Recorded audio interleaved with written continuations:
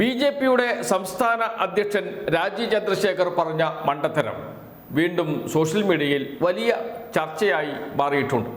മണ്ടത്തരം പറഞ്ഞു, അത് പറ്റിപ്പോയി, ഞാൻ ഉദ്ദേശിച്ചത് അങ്ങനെയല്ല, തെറ്റിദ്ധരിച്ചതാണ് നിങ്ങൾ, അല്ലെങ്കിൽ വാർത്ത വളച്ചൊടിച്ചതാണ് എന്നൊക്കെ പറഞ്ഞ് രക്ഷപ്പെടാമായിരുന്നു രാജീവ് ചന്ദ്രശേഖറിനെ. പക്ഷേ രാജീവ് ചന്ദ്രശേഖർ അതിനെ വീണ്ടും ന്യായീകരിക്കാനാണ് ശ്രമിച്ചത്.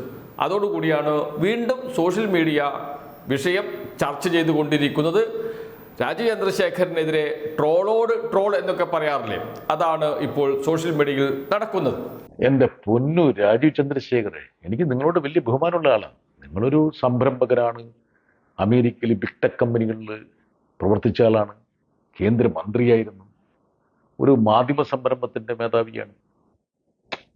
ഒരു അബദ്ധമൊക്കെ പറ്റുമെന്ന്, പക്ഷെ ഒരു അബദ്ധം പറ്റിക്കഴിഞ്ഞിട്ട് അതിനകത്ത് നിന്ന് രക്ഷപ്പെടാൻ വേണ്ടിയിട്ട് ഇങ്ങനെ മണ്ടത്തരങ്ങളുടെ ഘോഷയാത്ര, നിങ്ങളെ സമ്മതിച്ചു പോയി കേട്ടോ.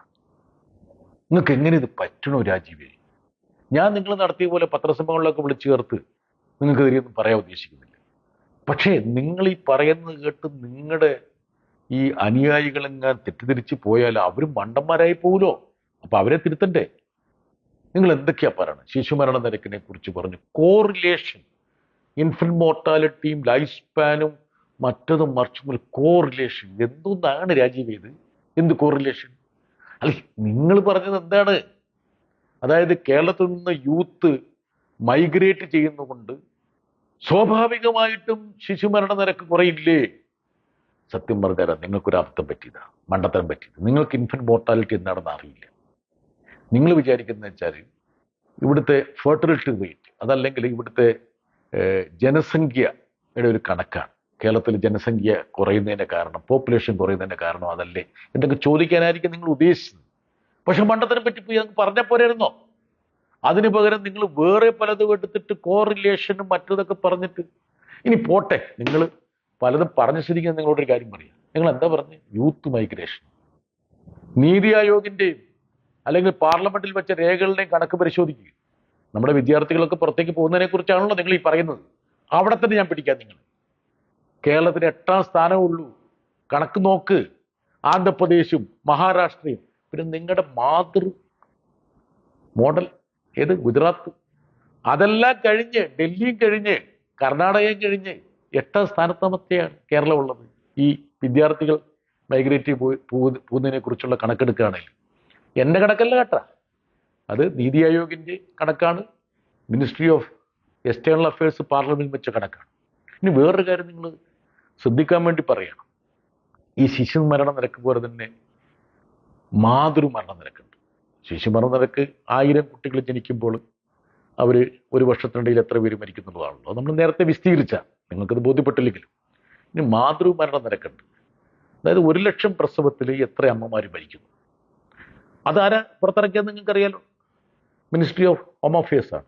2021 മുതൽ 23 വരെ കമ്പയർ ചെയ്ത കണക്ക്, 3 വർഷത്തെ കണക്ക് കഴിഞ്ഞ വർഷം സെപ്റ്റംബറിലാണ് പുറത്തിറക്കിയത്. ആ കണക്ക് ഞാൻ വായിക്കട്ടെ രാജീവ് ചന്ദ്രശേഖറെ. ആ കണക്ക് പ്രകാരം നിങ്ങളുടെ മാതൃ സംസ്ഥാനമായ ഉത്തർപ്രദേശ് 1 ലക്ഷം പ്രസവത്തിൽ അമ്മമാർ മരിക്കുന്ന കണക്ക് നോക്കിയാൽ 141, മധ്യപ്രദേശ് 142, ഛത്തീസ്ഗഡ് 146, നിങ്ങളുടെ മറ്റൊരു സംസ്ഥാനമായിട്ടുള്ള ഒഡീഷ 153, അസ്സാം 110, കേരളത്തിലെന്നറിയോ 30. അതാ കോവിഡ് കാലത്തെ ചില മരണങ്ങൾ ഒഴിവാക്കി കഴിഞ്ഞാൽ സാധാരണഗതിയിൽ ഒരു 19നും 30നും ഇടയ്ക്കാണ് കേരളത്തിൻ്റെ സംഖ്യ. ഇതൊക്കെ കേരളത്തിൻ്റെ ആരോഗ്യ മേഖലയുടെ ഒരു മേന്മയല്ലേ? നമുക്ക് ഈ മൈഗ്രേഷൻ എന്നുള്ളൊരു പുത്രിയല്ലെന്ന്. നമ്മൾ പണ്ട് കൊളംബിലേക്കും മലേഷ്യയിലേക്കും സിംഗപ്പൂരിലേക്ക് പോയില്ലേ? പക്ഷെ നിങ്ങളിത് എടുത്തു വെച്ചിട്ടെന്തോ കേരളത്തിനെന്തോ തകരാറുണ്ടെന്ന് സ്ഥാപിക്കാൻ ശ്രമിക്കുമ്പോഴാണ് ഞാൻ ഈ കണക്ക് അവതരിപ്പിക്കുന്നത്. ഞാനൊരു ദേശീയ ചാനലിന് നൽകിയ ഒരു പോഡ്കാസ്റ്റ് ആയിരുന്നല്ലോ നിങ്ങളെ പ്രകോപിപ്പിച്ചൊരു വിഷയം. എനിക്ക് നിങ്ങൾക്ക് ഒരു ഉപദേശം മാത്രമേ തരാനുള്ളൂ. ദയവ് ചെയ്ത് ഒരു മണ്ടത്തരം പറ്റിയാൽ അത് മണ്ടത്തരമാണെന്ന് പറഞ്ഞ് ഏറ്റു പറയുക. അത് ക്ലീൻ സ്ലേറ്റിൽ നമുക്ക് തുടങ്ങാം. പിന്നെ ഈ പറയുന്ന പോലെ അബദ്ധങ്ങളുടെ ഒരു ഘോഷയാത്ര നടത്തി നിങ്ങൾ സ്വയം അപഹാസ്യനാകും. നിങ്ങളൊരു പദവി അലങ്കരിക്കുന്ന ആളാണ്. എനിക്ക് നിങ്ങളോട് വലിയ ബഹുമാനമുണ്ട്. അതുകൊണ്ട് പറ്റുമെങ്കിൽ ഈ ഉപദേശം നിങ്ങൾ സ്വീകരിക്കുക. നിങ്ങളുടെ നന്മയ്ക്ക് വേണ്ടിയാണ് ഞാൻ പറയുന്നത്. Thank you.